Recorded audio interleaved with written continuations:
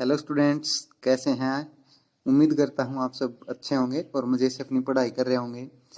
अब हम पढ़ेंगे 10th क्लास जियोग्राफी का फर्स्ट चैप्टर है रिसोर्स एंड डेवलपमेंट।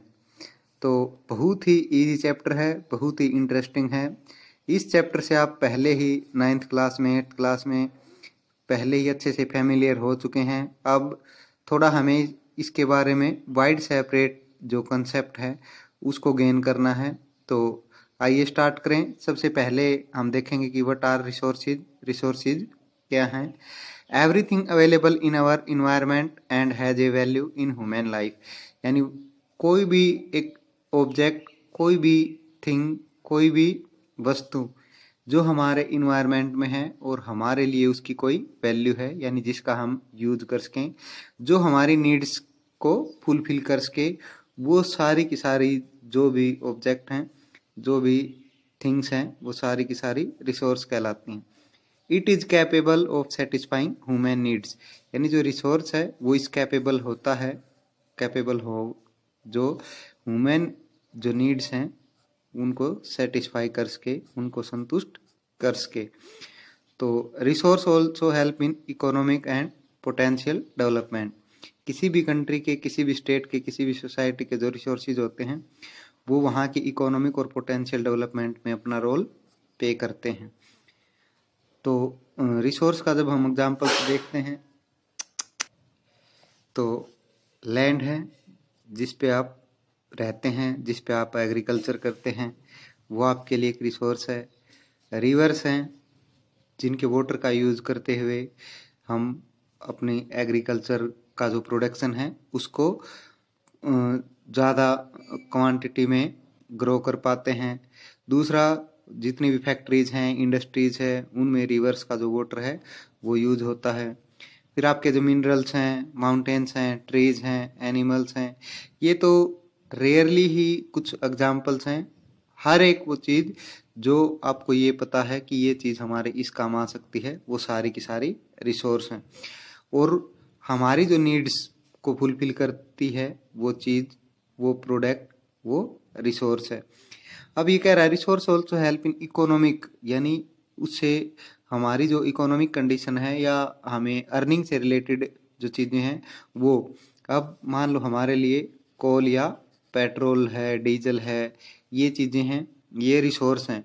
तो इससे इकोनॉमिक डेवलपमेंट कैसे होता है? हमारी जो गवर्नमेंट है वो जो है इनकी जो माइनिंग है, कोल माइनिंग है, इसको करवा के जो हम डेली यूज में या फिर जब भी कभी हमें कोई ऐसी सिचुएशन जिसमें हम कोल यूज करते हैं तो हमें कुछ एक्सपेंस करना पड़ता है, मनी। तो वो जो मनी है वो इकोनॉमिक जो है एक्टिविटीज में आएगा। अब मान लो जो आपकी मेडिसिन ही हैं, दवाइयाँ हैं, वो आप किसी भी मेडिकल स्टोर से बाई करते हैं तो उसके एवज में आप कुछ मनी देते हैं।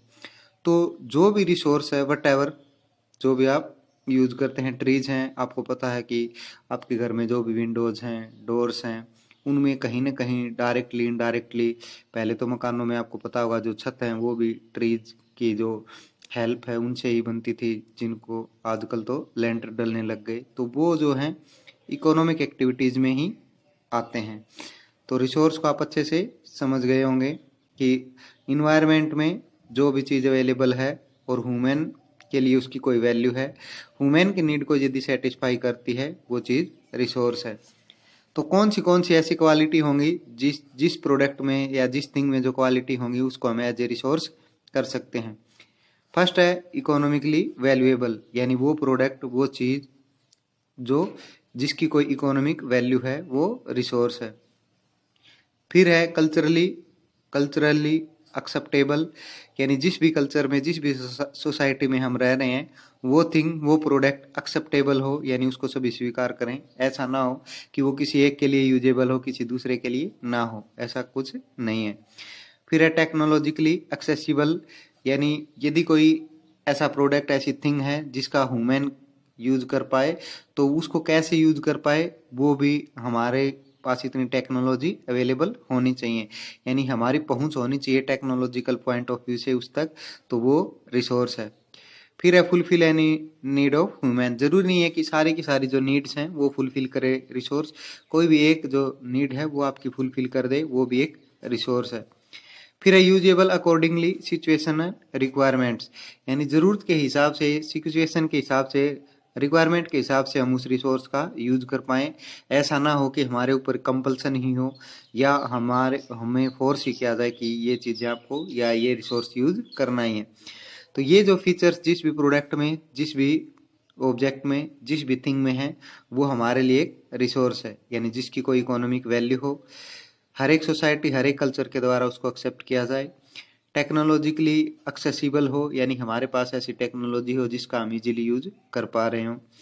फिर ह्यूमन की कोई भी नीड फुलफिल कर पाए और सिचुएशन के हिसाब से हम उसको यूज कर पाएँ। तो ये हैं रिसोर्स। फिर है क्लासिफिकेशन ऑफ रिसोर्सेज, यानी रिसोर्स को हम अलग अलग कैटेगरीज में डिवाइड कर सकते हैं। तो वो क्लासिफिकेशन है वो हम देखेंगे। सबसे पहले है ओरिजिन के बेस पे। ओरिजिन के बेस पे क्लासिफिकेशन है वो है बायोटिक और एबायोटिक। इसको आप लिविंग और नॉन लिविंग में भी इजीली एक्सप्लेन कर सकते हैं। तो ओरिजिन के बेस पे बायोटिक और एबायोटिक या लिविंग और नॉन लिविंग भी आप कह सकते हैं। नेचुरल और फिजिकल भी आप इसे कह सकते हैं। तो इसमें जो भी लिविंग बींग्स हैं वो आ जाएंगी और एबायोटिक में फिजिकल फीचर्स या जो आपकी नॉन लिविंग थिंग्स हैं वो सारी की सारी आ जाएंगी। फिर है एग्जिस्टेबिलिटी के अकॉर्डिंग या उसके बेस पे रिन्यूएबल और नॉन रिन्यूएबल, यानी कुछ जो रिसोर्सेज हैं वो रिन्यूएबल हैं, जैसे विंड एनर्जी है, सोलर एनर्जी है, ये रिन्यूएबल हैं। और नॉन रिन्यूएबल कुछ ऐसे रिसोर्सेज जो जिनको रिन्यूएबल नहीं किया जा सकता या रिन्यूएबल हो भी गए तो भी बहुत सारे हजारों साल उसमें लग जाएंगे। तो एग्जिस्टेबिलिटी के बेस पे रिन्यूएबल और नॉन रिन्यूएबल। फिर है ओनरशिप के बेस पे, ओनरशिप यानी हम जिसके ऊपर अपना ओनरशिप मानते हैं। तो ये हैं इंडिविजुअल, यानी आप पर्सनली कह सकते हैं, आपके पास आपका मकान है, आपके पास आपका कोई व्हीकल है, आपके पास आपकी कोई ड्रेस है, आपके पास आपका कोई भी यूज करने के लिए, मान लो आजकल मोबाइल ही है जिससे आप ये वीडियो देख रहे हैं तो आपका है, तो वो है, वो इंडिविजुअल में है, यानी वो ऑब्जेक्ट, वो रिसोर्स, वो थिंग जिसके ऊपर किसी इंडिविजुअल की जो ओनरशिप है वो हो, वो इंडिविजुअल रिसोर्सेज। पब्लिक में वो सभी के लिए यूजेबल होंगे, सभी के सभी उसका यूज कर सकते हैं, जैसे गार्डन्स हैं, प्लेग्राउंड्स हैं, कम्युनिटी सेंटर्स हैं, बस स्टॉप हैं, रेलवे स्टेशन हैं, ये सारे के सारे जो हैं ये आपके पब्लिक में आएंगे, जिनके ऊपर किसी एक इंडिविजुअल या किसी एक ग्रुप का जो ओनरशिप है वो नहीं होगी। फिर है नेशनल, यानी जो रिसोर्सेज नेशन के पॉइंट ऑफ व्यू से हैं, जिनके ऊपर पूरी कंट्री का जो है ओनरशिप है वो है। तो आपके कंट्री में हम जो रिवर्स हैं मान लो फ्लो करती हैं वो आपके रिसोर्स में काम आएंगी। आपकी ट्रेन्स हैं कंट्री से कंट्री में चलती रहती हैं, वो आपका जो रिसोर्स है वो नेशनल में आएगा। आपके पास सी हैं, समुद्र हैं। तो फिर है ओशियंस। ओशियंस को आप ये बात याद रखेंगे कि किसी भी कंट्री की जो बाउंड्री है उससे 19 किलोमीटर तक का जो एरिया है ओशियंस का वो आपका नेशनल में आएगा। इससे इससे आगे जो है वो फिर इंटरनेशनल में काउंट होगा, वो नेशनल में काउंट नहीं होगा। यानी नेशन के पॉइंट ऑफ व्यू से आपकी कोई रिवर है, कोई माउंटेन्स हैं, या फिर कोई ट्रेन सर्विस ये हैं, एरोप्लेन सर्विसेज हैं, ये हैं। तो ये जो रिसोर्स हैं ये नेशन के पॉइंट ऑफ व्यू से आएंगे। इंटरनेशनल में जो भी आपके ओशियंस हैं वो इंटरनेशनल में आएंगे। तो ओनरशिप के बेस पे आप इजीली समझ गए होंगे, बिल्कुल इजी है। फर्स्ट, जिसके ऊपर किसी का पर्सनली राइट हो। सेकंड, पूरी सोसाइटी का, पूरी कम्युनिटी का राइट हो। थर्ड, पूरे नेशन का। और फिर पूरे इंटरनेशनल पॉइंट ऑफ व्यू से जो यूजेबल हो, जो रिसोर्स हो वो। फिर स्टेटस ऑफ डेवलपमेंट के बेस पे यदि हम क्लासिफिकेशन करें तो सबसे पहले पोटेंशियल रिसोर्सेज, फिर डेवलप्ड रिसोर्सेज, स्टॉक रिसोर्सेज और रिजर्व रिसोर्सेज। यानी पोटेंशियली रिसोर्सेज वो होते हैं जिसको हम इजीली, यानी ऐसी जो टेक्नोलॉजी है वो डेवलप नहीं हो पाई है जिसका हम इसको यूज कर सकें। इन फ्यूचर यदि टेक्नोलॉजी डेवलप होती है तो हम इनका यूज कर पाएंगे। वो जो रिसोर्सेज हैं वो पोटेंशियल रिसोर्स कहलाते हैं। डेवलप्ड रिसोर्सेज में वो आते हैं जो हमारे पास ऐसी टेक्नोलॉजी है, हमारे पास ऐसे सोर्स है जिसके थ्रू हम उनका इजीली यूज कर पा रहे हैं, वो डेवलप्ड रिसोर्सेज में। स्टॉक रिसोर्सेज में हमारे पास कोई रिसोर्स है, उसमें जो जो क्वांटिटी है या जो जिसका कंटेंट, उसमें जो जो चीज़ें कंटेंट्स हैं उनको हम सेपरेट नहीं कर सकते, और उसकी हमारे पास ऐसी टेक्नोलॉजी नहीं है। जैसे हम बात करें कि जो वाटर है उसमें हाइड्रोजन होता है, ऑक्सीजन होती है, यदि हम इनको सेपरेट करके एनर्जी के पॉइंट ऑफ व्यू से यूज करें तो बहुत बड़ा हमारे लिए बेनिफिट हो सकता है। लेकिन हमारे पास ऐसी कोई टेक्नोलॉजी नहीं आई है जिससे हम वाटर में से या जो हाइड्रोजन है वो सेपरेट कर सकें, ऑक्सीजन सेपरेट कर सकें और उनका यूज हम एनर्जी में कर सकें। फिर है जो रिजर्व रिसोर्सेज हैं, वो यानी कुछ जो रिसोर्सेज हैं उनकी क्वालिटी क्वांटिटी आपको पता है, और आपको ये पता है आप इनका यदि ओवर यूज करेंगे तो अपकमिंग जनरेशन्स के लिए या आपकी फैमिली के लिए, आपकी सोसाइटी के लिए, आपकी कंट्री के लिए ये वेलफेयरेबल नहीं होगा या इन फ्यूचर में प्रॉब्लम आ सकती हैं। तो कुछ रिसोर्सेज को आप जो है रिजर्व करके रखते हैं, वो जो रिजर्व रिसोर्सेज हैं वो उसमें आ जाएंगे। यानी अपकमिंग जनरेशन के लिए या फ्यूचर प्लान के लिए किसी भी रिसोर्स को हम यदि अच्छे से स्टॉक करके रखते हैं, रिजर्व करके रखते हैं, तो उसमें रिजर्व जो रिसोर्सेज हैं उसमें आएंगे। तो क्लासिफिकेशन दोबारा से एक बार रिकॉल करें। ओरिजिन के बेस पे बायोटिक और एबायोटिक, एग्जिस्टिबिलिटी के बेस पे रिन्यूएबल और नॉन रिन्यूएबल, ओनरशिप के बेस पे इंडिविजुअल है, पब्लिक है, नेशनल है, इंटरनेशनल है, स्टेटस ऑफ डेवलपमेंट के बेस पे पोटेंशियल जिनका एट प्रेजेंट यूज नहीं हो रहा है, यदि टेक्नोलॉजी डेवलप होती है तो इनका इन फ्यूचर यूज हो सकता है। डेवलप्ड में हमें क्वांटिटी क्वालिटी दोनों चीज़ें पता हैं, हमारे पास टेक्नोलॉजी भी है और हम उनका यूज कर रहे हैं। स्टॉक रिसोर्सेज में हमारे पास रिसोर्स है लेकिन उसमें जो एलिमेंट्स की कंटेंट हैं उनको हम सेपरेट नहीं कर पा रहे, जिससे उनका भी यूज हम इजीली ह्यूमन के लिए कर सकें। रिजर्व में यानी आप इन फ्यूचर प्लान करके किसी भी रिसोर्स को यदि आप रिजर्व रखते हैं तो वो रिजर्व जो हैं रिसोर्सेज उसमें आएंगे। तो हमने रिसोर्स की डेफिनेशन देखी, ऐसी कौन सी क्वालिटी हैं जो किसी भी ऑब्जेक्ट को, किसी भी थिंग को रिसोर्स बनाती हैं।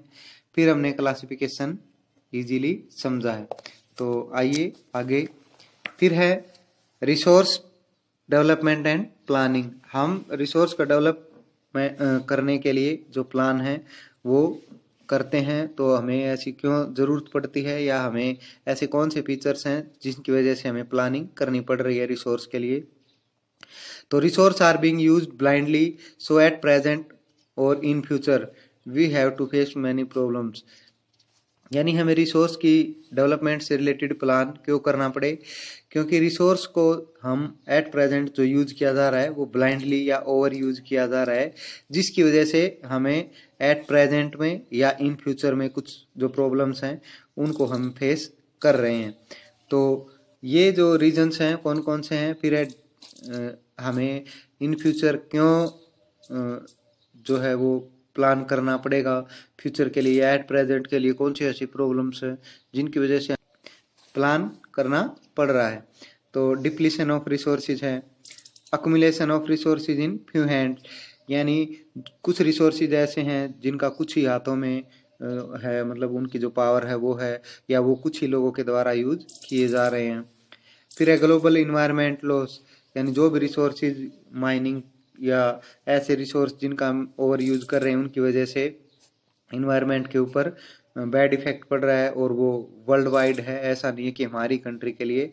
तो ग्लोबल इन्वायरमेंट लॉस हो रहा है, इसकी वजह से हमें डेवलपमेंट करना पड़ेगा, रिसोर्सेज का प्लानिंग करनी पड़ेगी।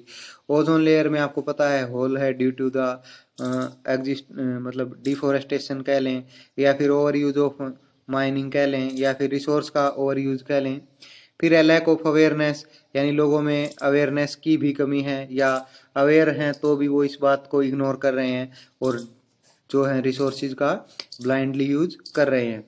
तो ये जो पॉइंट्स हैं ये हमें ये इस बात के ऊपर फोर्स करते हैं, मजबूर करते हैं कि हमें अपकमिंग टाइम के लिए रिसोर्स का जो डेवलपमेंट है उसके पॉइंट ऑफ व्यू से हमें कुछ प्लान करना पड़ेगा। क्यों? क्योंकि ओवर यूज किए जा रहे हैं और ओवर यूज की वजह से हमें एट प्रेजेंट में या इन फ्यूचर में कुछ समस्याएं हो सकती हैं। तो वो रीजन कौन कौन से हैं जिसकी वजह से हमें प्रॉब्लम फेस करनी पड़ रही हैं या हमें प्लान करना पड़ेगा? तो डिप्लीशन ऑफ रिसोर्सेज है, accumulation of resources in few and, यानी कुछ लोगों के लोगों के हाथों में जो रिसोर्स है वो यूज करने की जो पावर है वो है या वो ही यूज कर पा रहे हैं। फिर है global environment loss, over use की वजह से या रिसोर्स माइनिंग की वजह से जो ग्लोबल इन्वायरमेंट है उसको बैड इम्पैक्ट पड़ रहा है और वो नुकसानदेही है। फिर ओजोन लेयर है जो हमें प्रोटेक्ट करती है यूवी रेज से, उसमें भी हमारी वजह से, डिफोरेस्टेशन की वजह से या फिर ओवर यूज ब्लाइंडली रिसोर्सेज की वजह से इसमें भी होल हो गया है। तो ये भी एक समस्या है, इस वजह से हमें प्लान करना पड़ रहा है। फिर लोगों में अवेयरनेस नहीं है, अगर अवेयरनेस है तो भी वो ब्लाइंडली यूज कर पा रहे हैं। तो ये फर्स्ट पार्ट है, पूरा लेंथी चैप्टर है ये, तो हमें दो पार्ट्स में कवर करना पड़ेगा। यदि वीडियो आपको पसंद आती है तो इसको ज़्यादा से ज़्यादा लाइक करें, शेयर करें और आपके अपने यूट्यूब चैनल कॉन्सेप्ट रिवोल्ट को सब्सक्राइब करें। Thank you.